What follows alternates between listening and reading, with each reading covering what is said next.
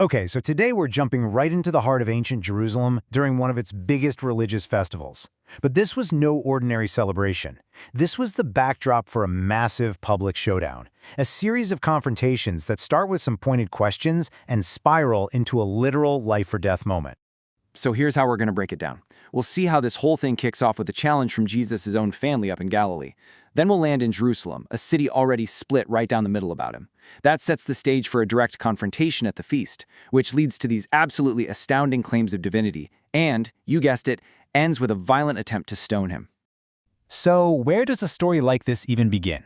Well, it's not in the big, bustling capital city. Nope, the fuse is actually lit up north, in the much quieter region of Galilee, during what sounds like a really tense family conversation. Now, to really get the stakes here, you have to understand this setting. The Feast of Tabernacles wasn't just some local get-together. It was a huge, week-long national festival in Jerusalem. Everybody who was anybody was there. So, if you wanted to make a statement, this was, without a doubt, the biggest stage you could possibly find. And this is where the dare comes in. According to our source, Jesus' own family, who, by the way, don't even believe in him at this point, they basically call him out. They say, hey, if you're the real deal, what are you doing hiding out in the countryside? Get yourself to the capital, go to the feast, and prove it in front of everyone. It's a total challenge to his credibility. So, Jesus does head to Jerusalem, but he's not walking into a neutral environment. Not at all. He arrives to find a city that is already absolutely buzzing with whispers, rumors, and some very strong opinions about who he is. And I mean, the city was completely split.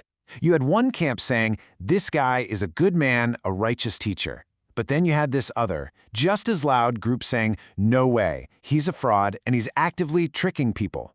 The whole city was basically a powder keg of division, just waiting for a match. You know, you might think he'd lay low for a bit, but that's not what happens. He walks right into the middle of all this tension. He goes straight to the temple, the very center of religious life and debate, and he just starts teaching, right out in the open. And this whole thing escalates pretty quickly over a few key days. He shows up midway through the festival and immediately starts challenging the religious leaders. Then, on the final and most important day of the feast, he makes this huge public statement that really gets everyone talking. He doesn't waste any time. He immediately goes on the offensive, bringing up a sore subject from the past. He looks at the authorities and asks them straight up why they were so furious that he healed a man on the Sabbath.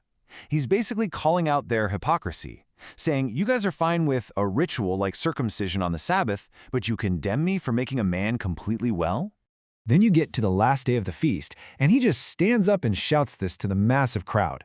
I mean, can you imagine?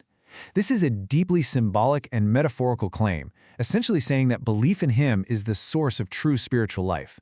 To everyone listening, this was an absolutely profound, and let's be honest, very provocative thing to say. And the reaction is instantaneous.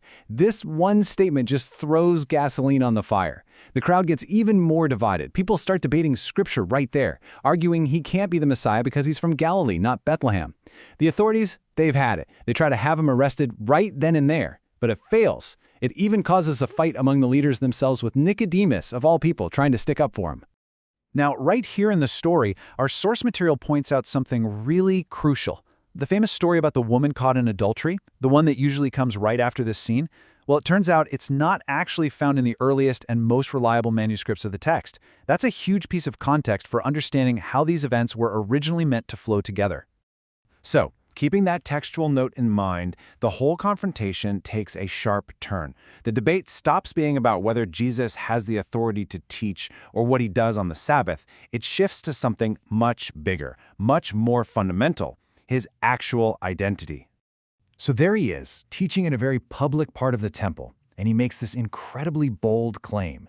He's not just a teacher anymore. He's presenting himself as the source of spiritual light, the only thing standing between people and darkness. This isn't just raising the stakes. This is changing the entire game. Well, immediately his opponents jump on this from a legal perspective. They say, hold on, your testimony about yourself isn't valid. You need a second witness. And his response is just stunning. He says, oh, there are two witnesses, myself and God the Father who sent me. He is literally claiming divine validation for everything he's saying. And then he just drives the point home with this incredibly stark warning. He directly links a person's eternal destiny to whether or not they believe in his identity. And listen closely to that phrasing, unless you believe that I am. That I am is not an accident. He's deliberately echoing something ancient and powerful. For him, this isn't just some debate anymore. It's truly a matter of life and death. From there, the argument gets intensely personal. It explodes into this fiery debate over who's spiritual kid. His opponents play their trump card. We are descendants of Abraham. But Jesus just completely turns it on them, suggesting that their actions, their desire to kill him, reveal a much, much darker spiritual father. After he makes the claim that his followers will never see death, the debate is pushed to its absolute breaking point. You can just feel the tension. The religious leaders are totally backed into a corner, and they are forced to confront the one question that's hanging over everything. Who in the world does this man think he is?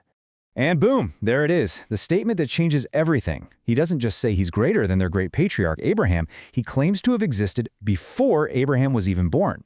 And he uses that specific loaded phrase, I am.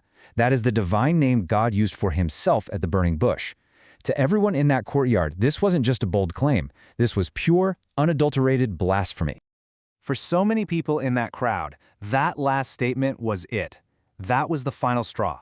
It wasn't just controversial anymore. In their minds, it was an unforgivable act of blasphemy. The time for talking was over. The verdict was in. And the reaction was immediate.